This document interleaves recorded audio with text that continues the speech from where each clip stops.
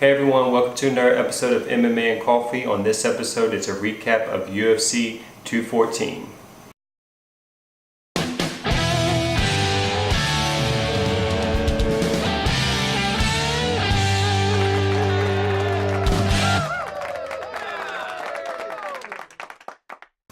So the first fight we're going to talk about is Volkan against Manowar. Yeah, a little bit of an upset there. I'd say yes and no, because Volkan's kind of unknown. We don't know much about him, except now that we know that he can knock you out. Yeah, he's moved himself up to the contenders in 3 fights. He's pretty impressive. It's like you said, we still don't know much about his game though, other than he's got knockout power. Yeah, I mean, he's now in the discussion. I think some of that has to do with the light heavyweight division. So many people between Jones and Cormier beating him. It's nice to see some new blood. Yeah, finally. In my opinion, you got Gus and you got now Volkan in the discussion. Yeah. Everyone else, not sure, but Volkan's probably gonna have to win another fight or two. I think he needs to win Gus another is fight next, unless we'll get to that. Unless the other fight they got mentioned happens. Right. All right. Anyway. I was impressed. Still want to see more from him, just because the fights are so short. We don't know if he has a good gas tank. We just don't know much about him because the fights are too short. So I definitely want to see him fight more. I kind of want to go look on YouTube and see if I can find some more of his old fights. See what I can, watch some footage, because I haven't seen much. Another thing is, I didn't know this until after a fight, but he trains with Rumble. Right.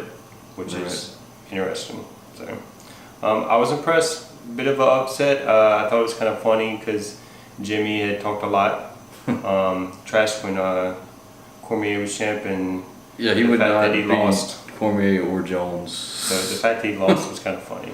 All right, so moving on to the next fight, Cowboy against Robbie. I felt like this fight pretty much lived up to the hype. That was what we expected. Only thing is, I wished it was 5 rounds. Yeah. First round, I thought Robbie did the right thing by coming out strong because Cowboy started slow. Yeah, he did.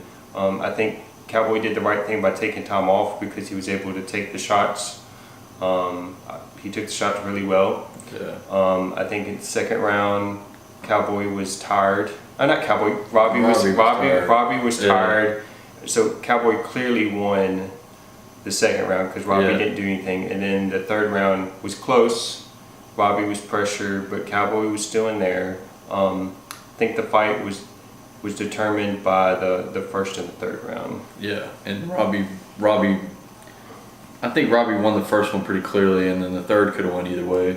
Well, but I lean towards Robbie on that. Right. So the first round, Cowboy got a takedown, but it was towards the end, and he didn't really get anything off it.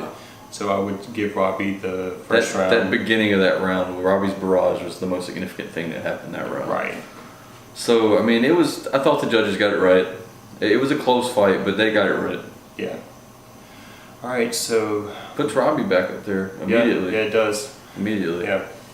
So next fight, Cyborg, Evinger. It went about the way that actually, everyone you know what? First round, I was surprised because I didn't know what to expect. Yeah. I thought Evinger, for the tools she has, she had a decent game plan. She had good head movement. I think she kept her hands too low though. Yeah. I would like to see her work on her punches, but her style, you could tell she was more comfortable in the clinch. She actually took Cyborg down. She couldn't keep her down, but I mean, to me, she looked better than past opponents. So I mean, the fact that she took the fight kind of short notice and she showed up, I was impressed. She showed she was tough. But it was more than a gimme fight like everyone act like Cyborg just getting it handed to her basically. No, she had to work for it. And I will say Cyborg did the right thing. She showed composed. She picked her shot. She just slowly broke her down. She didn't rush for the finish. Yeah. She was really smart about it. The big thing with this though is with Cyborg is we need women her same size and strength. I mean, you look at just physically, you can tell Cyborg lifts weights and Evinger doesn't. Yeah. So there's a huge strength difference. So I'd like to see Cyborg fight someone her size. I don't know if there is anyone that also is as good. Well, that's the whole thing with the women's MMA. It's still young. Yeah. Especially that division. No one else has the combination of like size and technique that Cyborg has. Period. That's why she hasn't lost.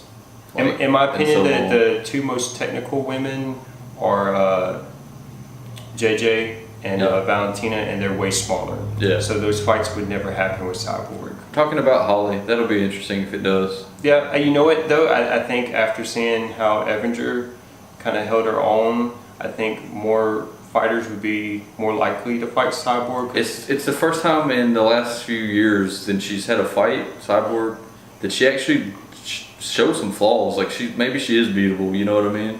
And we're talking about a second round finish still. Third round finish still. So I just think it showed that she isn't as scary. I still see a lot of girls not wanting to fight her. She's getting older. That's the thing. She's eventually going to fall off at some point. You know what I mean? She can't do it forever.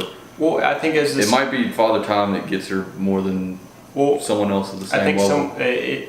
The women's MMA, like I said, is really young. Mm-hmm. So until we have a lot of women athletes fighting and the skill level, especially that size. I just think it's still young. It's hard to find that many women fighters on that level.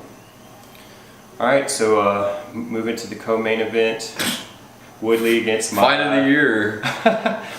Okay, so I'll say this about the fight.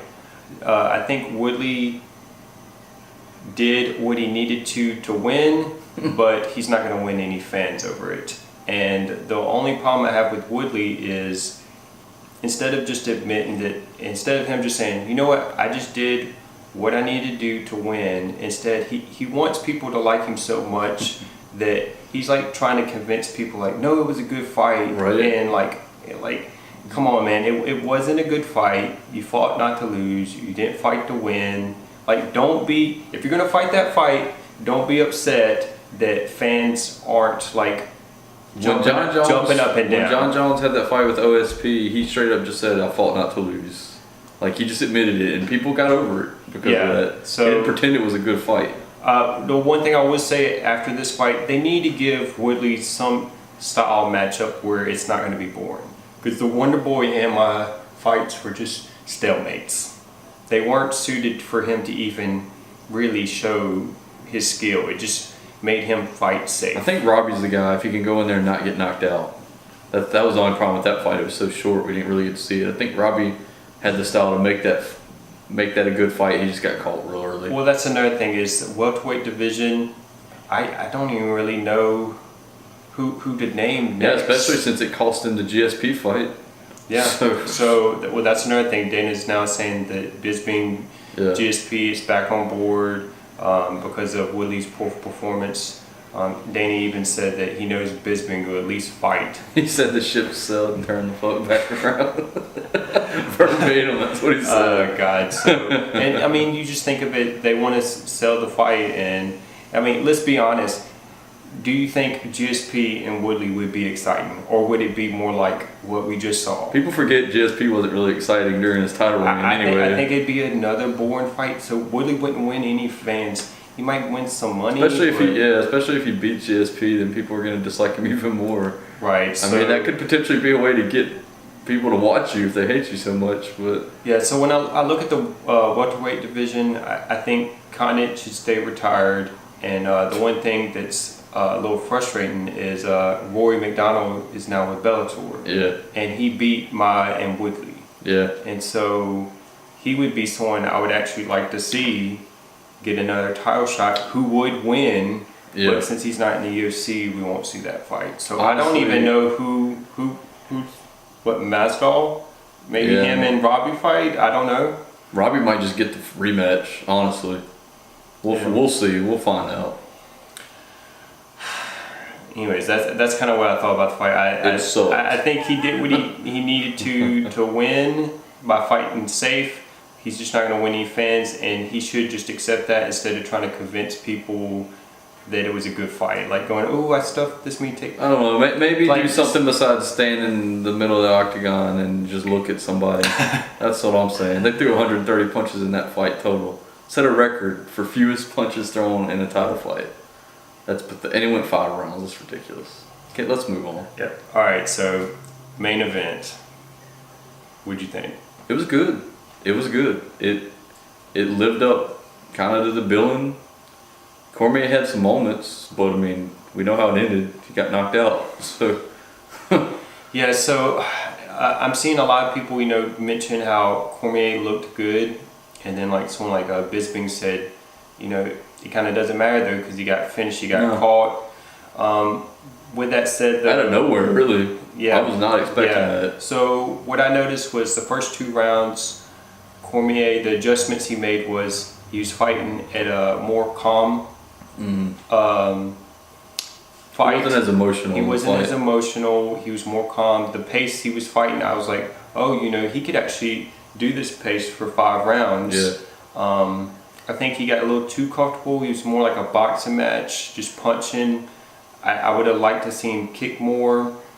Yeah. And then I noticed in the 3rd round specifically that it went from kind of boxing range to Jones started fighting outside. I honestly think Jones was a little rusty in the first 2 rounds and kind of shook it off by the 3rd, because in that 3rd round, the difference between the two became more and more obvious as that round went on, and it led up to the finish. Well, the first round, Jones came out swinging, and they were just kind of having a boxing match with punches. And it wasn't really how Jones normally fights. And then I think by the 2nd and 3rd, he started picking his shots. He started getting his distance more. Started going to the body. He was doing low kicks, which ended up setting up the high kick. Yeah. Yeah. He's back, and he looks just as good as he did before he was gone, which is crazy. Yeah, it's crazy. It's kind of funny because if it wasn't for Jones, we might be sitting here talking about how Cormier is like the greatest light heavyweight ever, but there's just no one like Jones, man.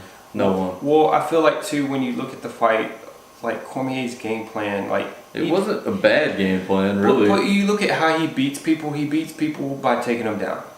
Yeah. For the most part. But I feel like he sort of knew that he couldn't count on that. But what I'm just saying though, like he doesn't beat people by knocking them out. He had Bigfoot knockout, but you don't just like box knock people out. You know what I'm saying? And if you just look at the size and the reach, standing with Jones like that, it just favors Jones. He's younger. He's got the reach. If he uses it right, it's going to be really hard for DC to win that fight. I think it's just a bad style matchup for DC all around. Really is. Youth. Of course, who is Jones not a bad matchup for? Right. And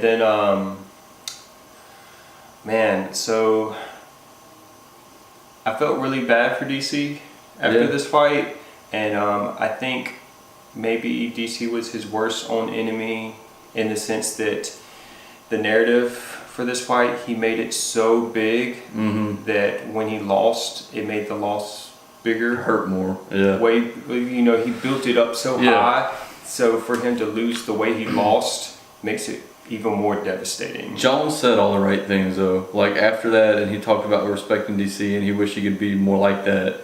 Like everything he said, it reminded me like he rolled the clock back to 2011, the kid that ran in and stopped the burglary before he destroyed Shogun that night. Like he was likable. He seemed like a good guy for the first time in a few years. You know what I mean? So he kind of went back to PC, politically correct. At least for a night. And you know what? I'm at the point where, I don't even care if he meant it, if he was lying. I think he took the mask off and talked like real. Honestly, that's how it felt. What I'm saying though is I'm just glad he said it. Yeah. Whether he meant it or not, I think it was the right decision to say what he said. Just taking the high road, and you compare that from the first fight where he was like, you could see the maturity, all this stuff that's happened outside of the octagon. Going from kind of spoiled kid to maybe more of a man. Yeah. So it's gonna be interesting to watch him in the years to come because he's got a lot of career left, man. A lot of years left. Yeah, he's just gotta do right outside of the cage. That Brock fight. You gonna fight Brock Lesnar? I'm not even gonna talk about that. Not even gonna talk All about right. All right. I blame Connor for any people trying to do super fights in different weight divisions that make no sense. Well, I don't know if it doesn't make any People sense. just started People have been mentioning it. talking about Jones moving up for a while. I'll give you one prediction. It'll be in this video. John Jones would destroy him. Yes. Because Brock has no. Brock's got to take him down or he loses. Yeah, he has no stand-up. That's a prediction for that fight. So, Anyway. That's what we thought about the fights. What'd you think? Let us know in the comments below. I guess the last thing I'll say is also the interview. Yeah. Joe interviewing Cormier Yeah, afterwards. that shouldn't have happened. Shouldn't happen. He said he wasn't going to do it after the Overeem and Stipe fight. Mm-hmm. And I mean, when you look at someone who's that emotional, it's just not the place.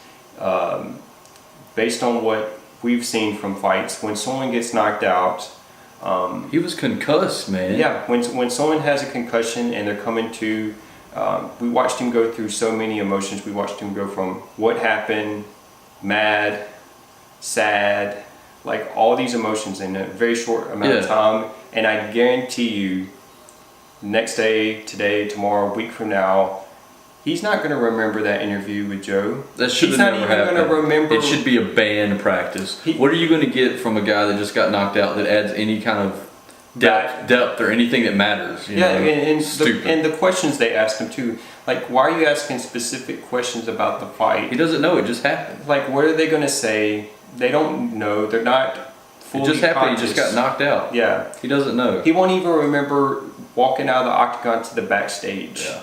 So it's just not the time to ask him questions. No. Joe came out with an apology. Hopefully this is the last time. Yeah. I hope also that corners, coaches, don't even let them go over there. Yeah, don't like. No. If they get knocked out, get them out of there. Like, don't let them sit there and talk to them. Yeah. They don't interview the person the team that lost the Super Bowl right after the game's over. Why the hell would you interview someone that just got knocked out?